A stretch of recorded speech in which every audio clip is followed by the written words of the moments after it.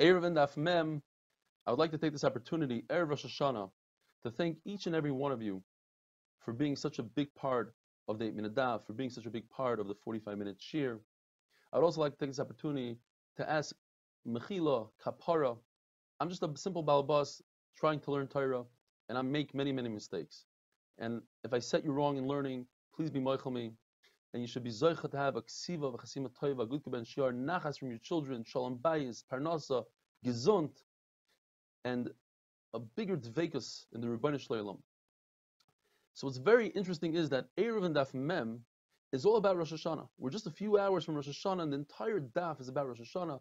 The Gemara starts off.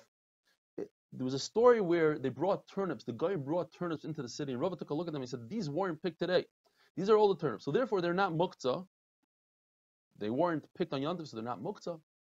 So what's the concern? The concern is perhaps they came from out of the tchum. The halacha is that if a guy brings something out of the tchum for Ruvain, Shimon is allowed to use it.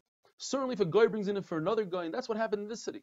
So he says you're allowed to use the turnips. What happened was the guy realized that the Jews are buying these turnips on Yom Tov.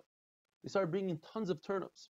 And Rava said, no, that's it. We got to put a stop to this. Now they're bringing it specifically for the Jews. You can't use it. The Goyim would cut hadassim on the second day of Yom Tov for the people that were building chuppahs. And Ravina said it's permitted to use these hadassim immediately after Yom Tov. You don't have to wait b'chdei sheyasu as long as it takes to snip these hadassim, according to Rashi. Rava says, no, you have to wait b'chdei sheyasu like any other malacha. And Rava Bar Tachlifa says that it should be aser because the people in that city were not b'nei Torah, and for not b'nei Torah you have to make more chumras. Now we're going into Rosh Hashanah.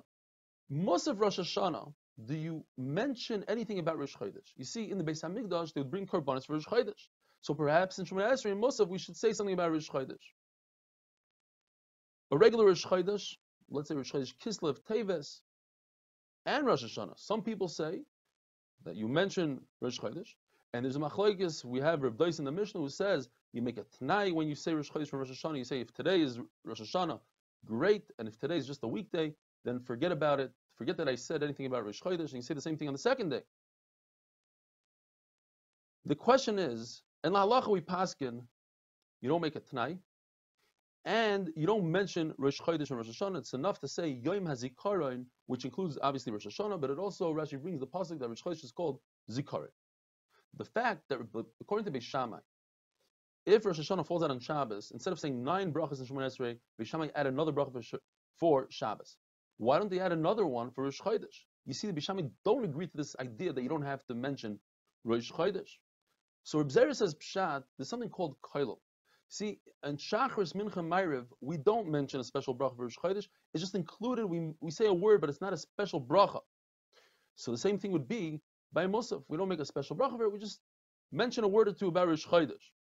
The problem is that Beis Shammai hold that you add a special bracha in Musaf Shabbos Rosh Chodesh for Rosh Chodesh. So you see, they do add a special bracha, and you don't say Koilel. Shabbos Rosh Chodesh, by Shachas Mincha Ma'ariv, according to the Tanakama, you add Yalav Yavi. That's pretty much what we do. According to Eliezer, you add by Val Kulam, by Alanisim, something similar to Alanisim.